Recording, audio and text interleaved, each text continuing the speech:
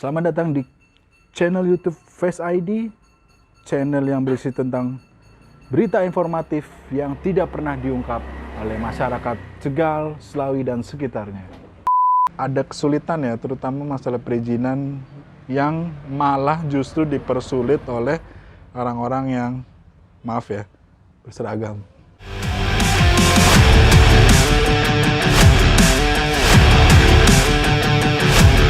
Oke, saya adalah seorang penggiat sejarah yang membahas sejarah hampir di seluruh Indonesia.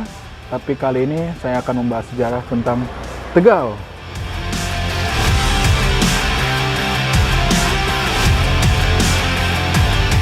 Awal mula saya menyukai sejarah itu, kalau nggak salah, saya masih duduk di bangku sekolah dasar ya, kelas 4. Waktu itu pelajaran sejarah saya menceritakan tentang sejarah tentang percandian dan kerajaan pada saat itu.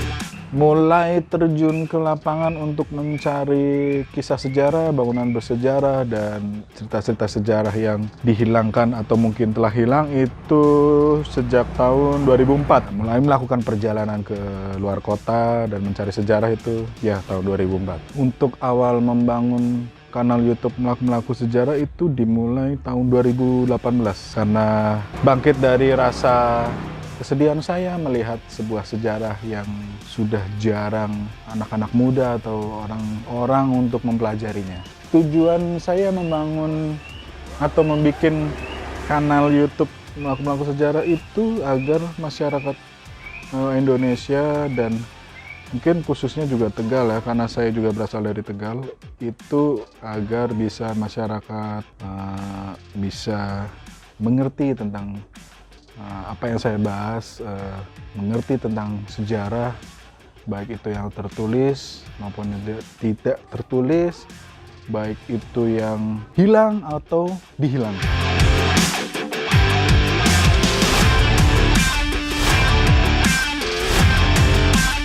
Untuk sumber-sumbernya, kebetulan saya sudah bekerja sama ya, artinya mendapatkan sumber dari 5 museum yang ada di Belanda, karena kita tahu sendiri kabarnya memang bangsa kita dijajah 3,5 abad ya, jadi otomatis segala catatan yang sudah ada di 350 tahun yang lalu pada saat itu ya, itu sudah pasti ditulis sangat rapih oleh pihak Belanda atau Netherlands khususnya. Jadi data-datanya saya dapatkan dari 5 museum yang ada di Netherlands, terutama di Leiden University.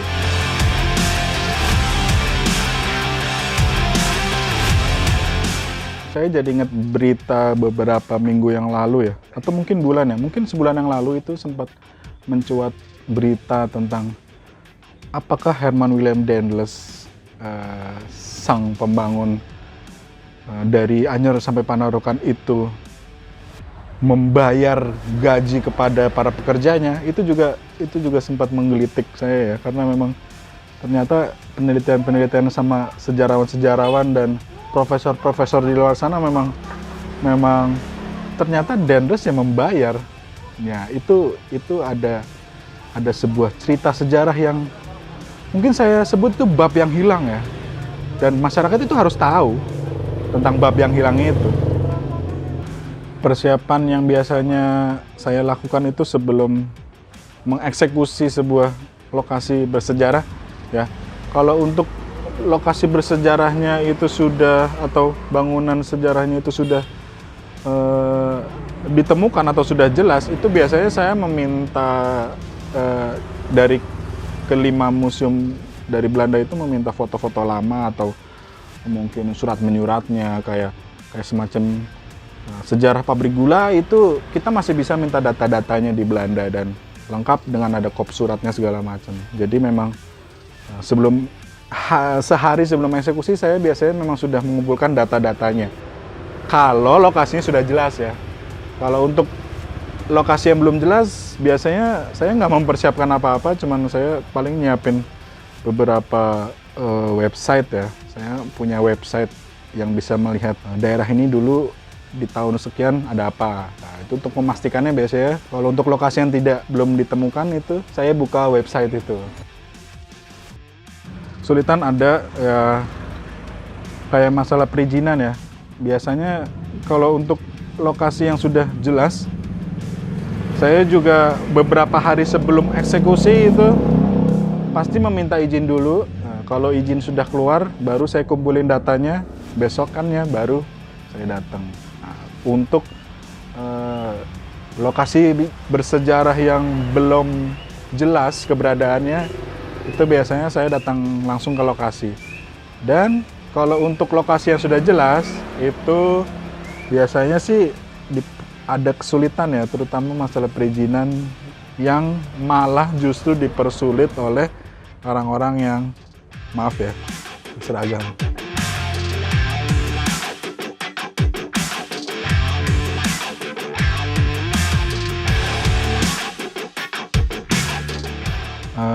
Di kanal YouTube saya itu, saya mempunyai konsep itu video paling lama mungkin selama ini 25 menit ya.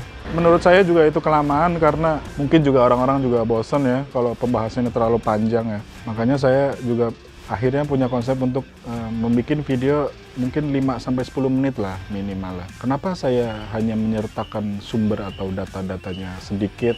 Itu saya mempunyai harapan agar para penonton itu selain nonton video saya bisa mencari literasi lain di luar gitu loh. Jangan hanya nonton channel saya yang nggak jelas itu ya, dari kamera memang nggak jelas. Tapi saya pastikan data-data yang saya kumpulkan, yang saya share di video saya itu sudah saya pastikan sudah sangat valid sekali. Tapi tidak menutup kemungkinan penonton bisa cari sumber lain atau literasi lain.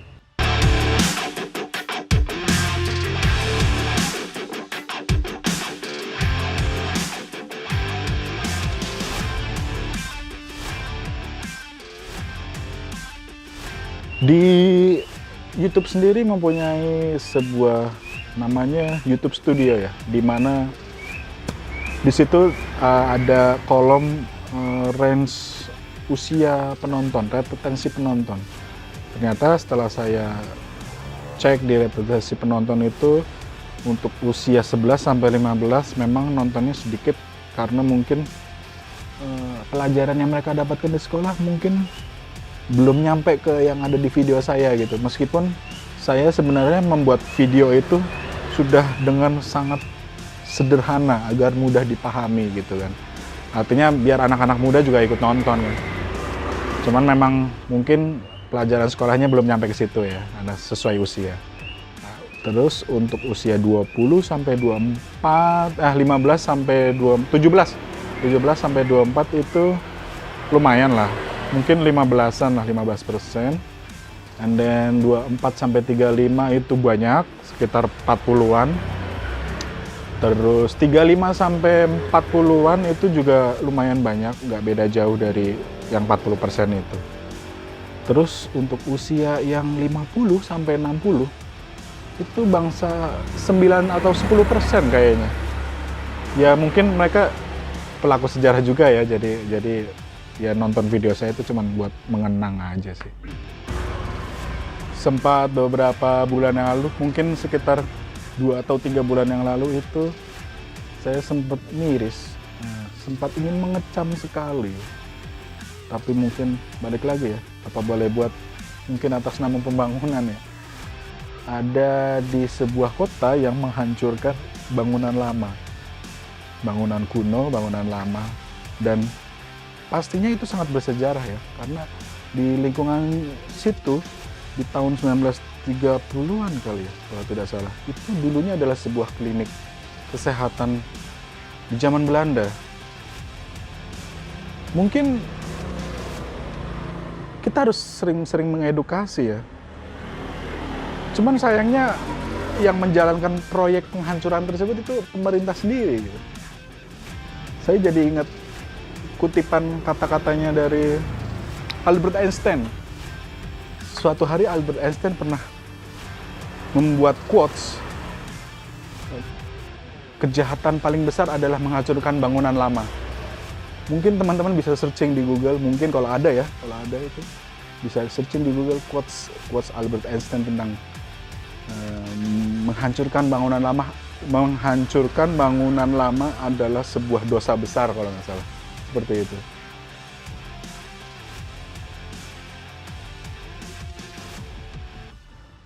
Saya jadi ingat sekitar tahun 60-an atau tahun 60-an, mungkin 60 sampai 65 lah ya. Itu saat itu band legendaris Indonesia, Kus Plus, saat itu sedang keranjingan musik ngak-ngek-ngok, kata Bung Karno begitu. Itu bahkan Bung Karno punya foto waktu Bung Karno megang cerutu terus tangannya begini. Itu punya arti dia, saya anti barat. Musik ngak-ngekok itu dilarang di Indonesia. Jadi kita memang harus nasionalismenya harus tinggi ya. Mengenai pertanyaan tersebut tuh, tiba-tiba saya jadi ingat pada saat sistem pemerintahan Bung Karno saat Kus Plus itu menyanyikan dengan kebarat-baratan. Nah, menurut saya saat itu sangat efektif ya.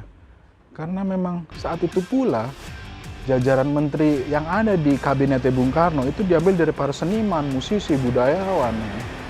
Yang memang Bung Karno juga sangat intens tentang ayolah mulai sekarang kita harus cintai produk negeri dan negeri ya, misalnya gitu, terus membangun sebuah tugu-tugu monumental segala macam. Nah, lantas apa yang terjadi di dewasa ini? Menurut saya tergantung ke pemerintahannya sendiri ya. Kalau pemerintahannya mendukung dengan mengedukasi mungkin, atau minimal mengadakan audiensi untuk memperkenalkan sejarah kita, mungkin kita juga akhirnya akan mencintai produk dalam negeri ya, apapun itu.